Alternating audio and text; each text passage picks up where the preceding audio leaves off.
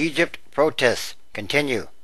As Egypt's revolt entered its third week, the government of President Hosni Mubarak sought to seize the initiative from protesters still crowding Liberation Square, offering a pay raise for government employees, announcing a date for opening the stock market, and projecting an air of normalcy in a city reeling just days ago. The confidence, echoed by state-controlled news media that have begun acknowledging the protests after days of the crudest propaganda, suggested that both sides believed the uprising's vitality might depend on their ability to sway a population still deeply divided over events that represent the most fundamental realignment of politics here in nearly 3 decades. Now it feels like Hosni Mubarak is playing a game of who has the longest breath. Momentum has seemed to shift by the day in a climactic struggle over what kind of change Egypt will undergo and whether Egyptian officials are sincere about delivering it. In a sign of the tension, American officials described as unacceptable statements by Vice President Omar Suleiman that the country was not ready for democracy, but showed no sign that they had shifted away from supporting Mr. Suleiman, a man widely viewed here as a successor to Mr. Mubarak. After demonstrating an ability to bring hundreds of thousands to downtown Cairo, protest organizers have sought to broaden their movement this week, acknowledging that simple numbers are not enough to force Mr. Mubarak's departure. The government, by trying to divide the opposition, offering limited concessions and remaining patient, appears to believe it can weather the biggest challenge to its rule, underlining the government's perspective that it has already offered what the protesters demanded. A wealthy businessman who has sought to act as a mediator said, "Tahrir is underestimating their victory. They should declare victory." Cairo's chronic traffic jams returned Monday as the city began to adapt to both the sprawling protests in Liberation Square, a landmark of downtown Cairo, and the tanks, armored personnel carriers, and soldiers who continued to block some streets.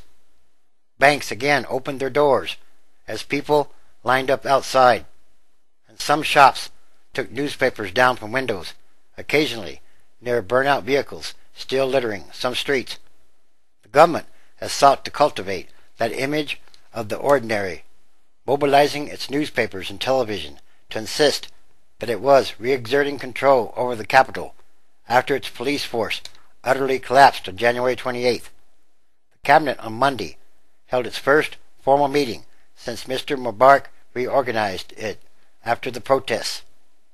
Officials announced that the stock market, whose index fell nearly 20% in 2 days of protests, would reopen Sunday, and that 6 million government employees would receive a 15% raise. In past years, the government has managed to at least make its version of events the dominant narrative.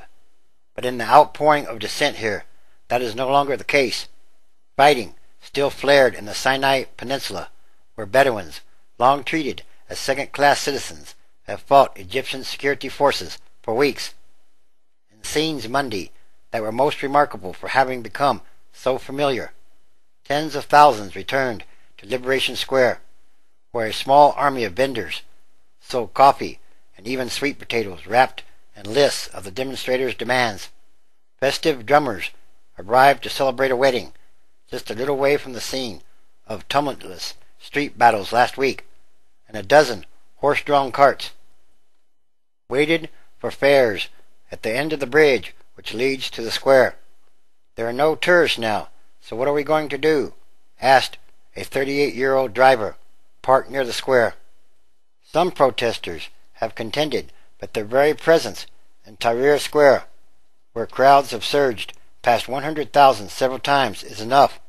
As long as they remain, the argument goes, the government will have to keep offering them concessions. Others, though, have worried that the tide may be turning against them.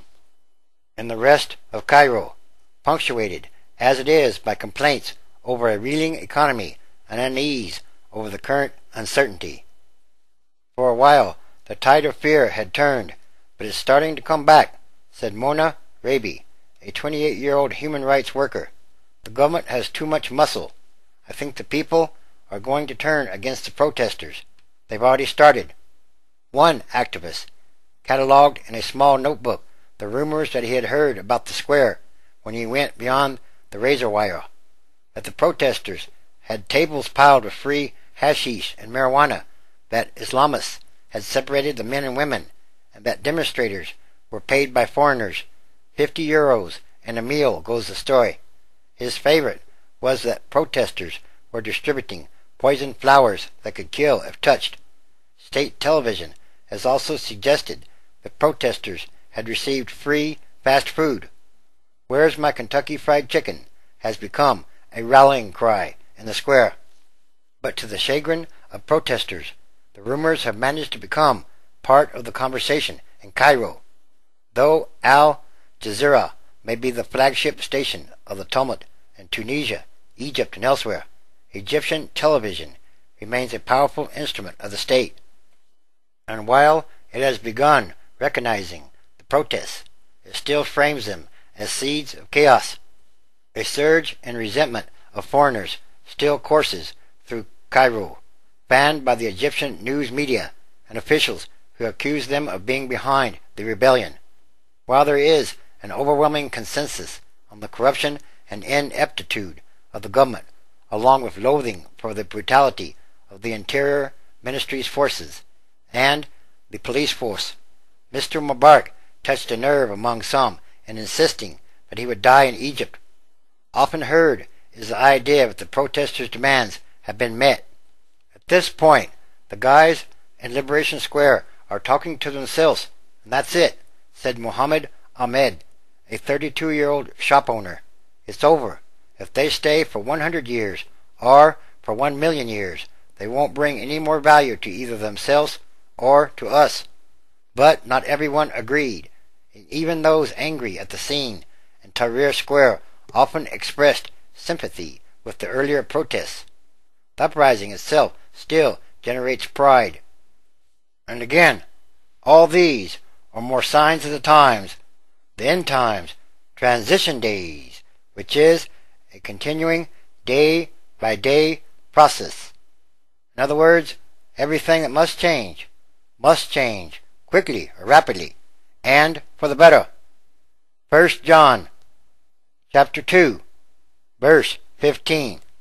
Love not the world, neither the things that are in the world.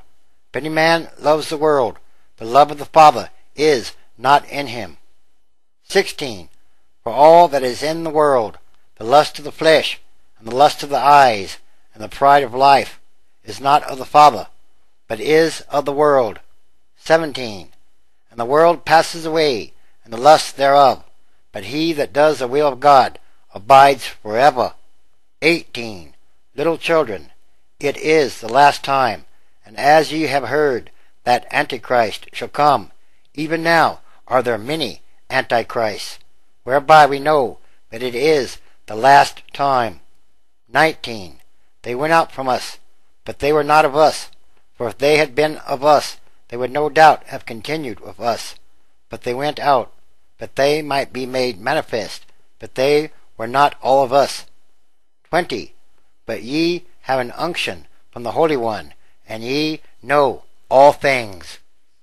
Revelation chapter 16, verse 8. And the fourth angel poured out his vial upon the sun, and power was given unto him to scorch humans with fire. 9. And humans were scorched with great heat, and blasphemed the name of God, which has power over these plagues, and they repented not to give him glory. 10. And the fifth angel poured out his vial upon the seat of the beast, and his kingdom was full of darkness, and they gnawed their tongues for pain. 11. And blasphemed the God of heaven, because of their pains and their sores, and repented not of their deeds. 12. And the sixth angel poured out his vial upon the great river Euphrates, and the water thereof was dried up, that the way of the kings of the east might be prepared